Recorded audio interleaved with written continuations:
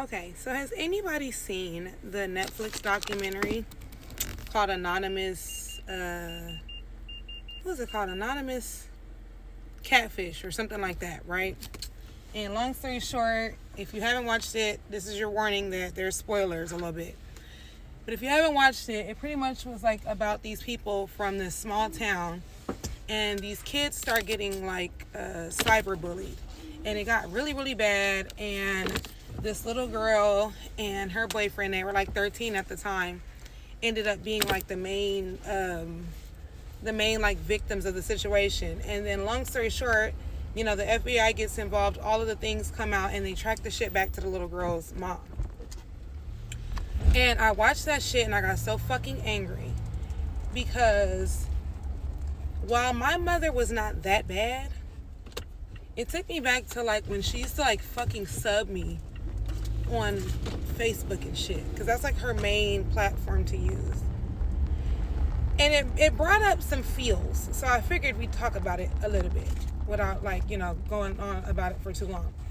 But that woman to this day, well, at least since the last time, since before I blocked her, that woman is still friends on social media with bitches that have crossed me.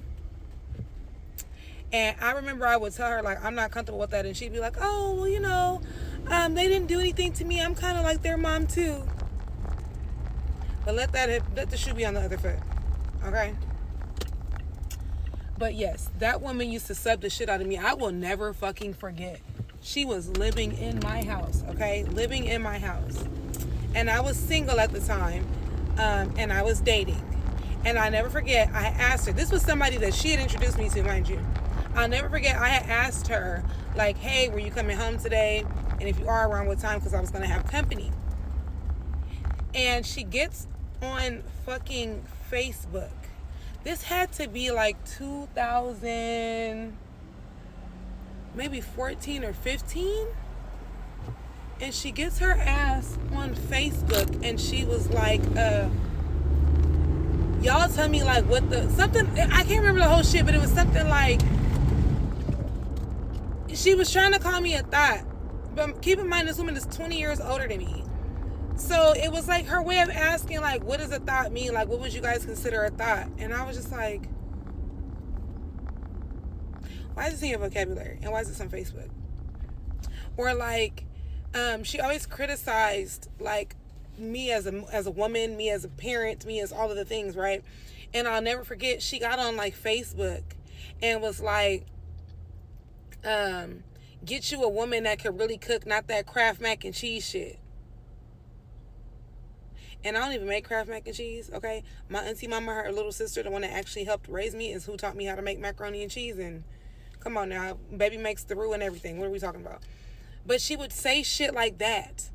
And it brought me, watching that fucking documentary brought me back to that. And it made me wonder. Like, I wonder if she ever went that far, because I wouldn't have known if it was her or not. But it'd be shit that was like, when I would get trolled or when I would get like harassed behind whoever, like a dude that I was dealing with at the time, or like a friendship that didn't last, like it was personal shit that was said, and it just kind of makes you wonder, like it's really crazy because that lady was telling her daughter like yourself and making fun of this girl's body. And I told you guys before, like, I've been small my whole life, and then when I started to have kids, I gained weight, and I had my last two back to back.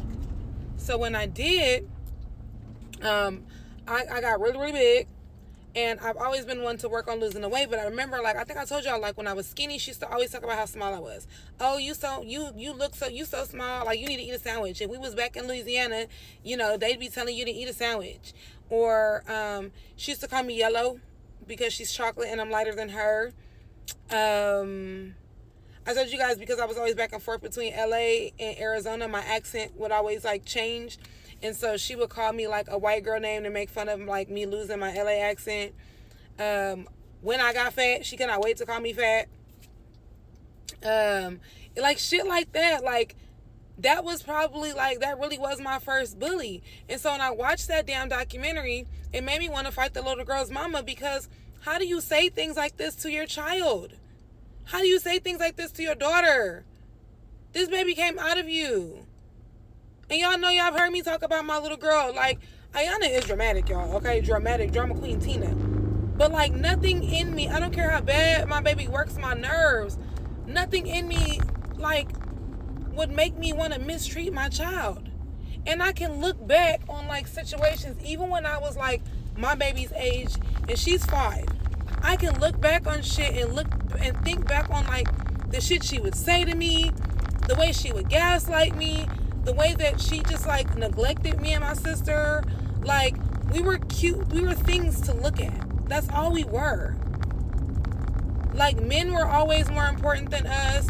She literally has a man's name tattooed on her body, and we're nowhere to be found on there. Like, that's the shit where I just be like, this is why I go back to separate the title from the person. Because I'm only your child because I came through your womb. But you, like, that woman was never a mother. That little girl, Lauren's mom, like, you gotta be mentally fucking ill. Like, 72-hour hold that bitch. Because the things that she said to her daughter, I don't feel like they made her do a year in prison. But I don't even feel like, I feel like a year is not enough. Like, they need to grippy socks that bitch.